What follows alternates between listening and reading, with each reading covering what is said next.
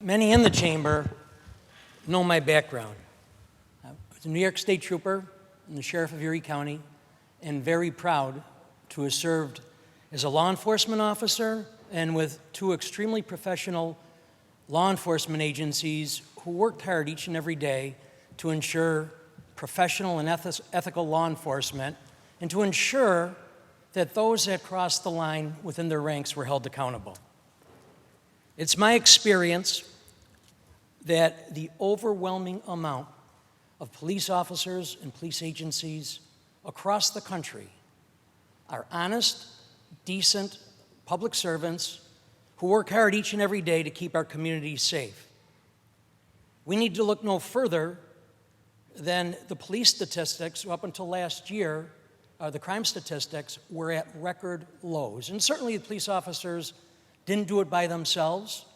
They did it in conjunction with the community, and the best communities, the best police agencies, the best likelihood of success is no doubt where the police and community work together and trust each other.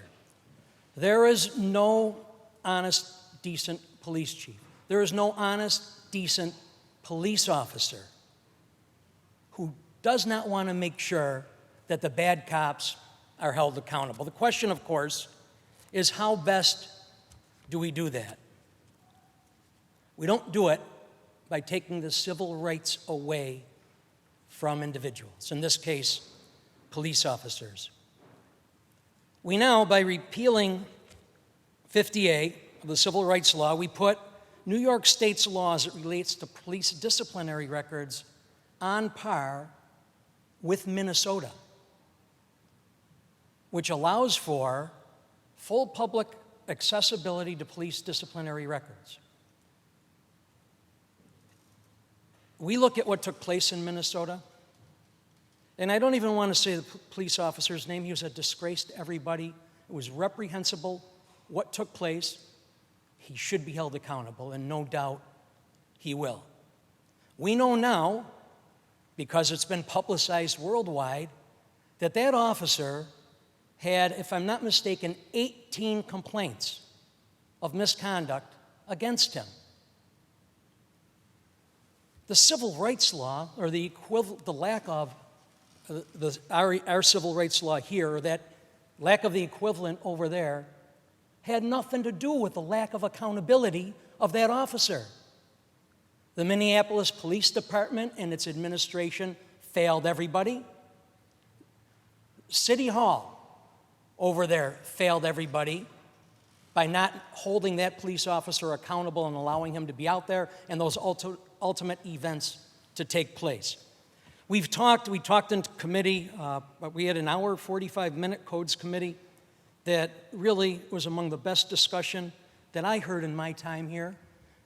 Clearly there's points of disagreement amongst the members here, but I think we share many common goals in trying to right wrongs and ensure a system is in place to ensure accountability.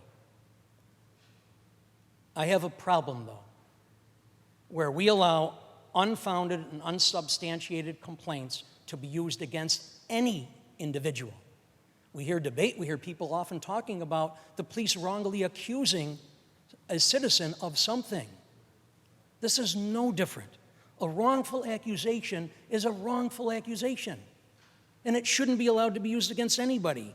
It opens the door to impugning a good police officer's reputation, hurting him, his career, hurting his family. Even more importantly, it has a potential to jeopardize cases and hurt our community. A wrongful accusation is wrong for everybody, and allowing it, I think, flies in the face of our common goal of justice for all.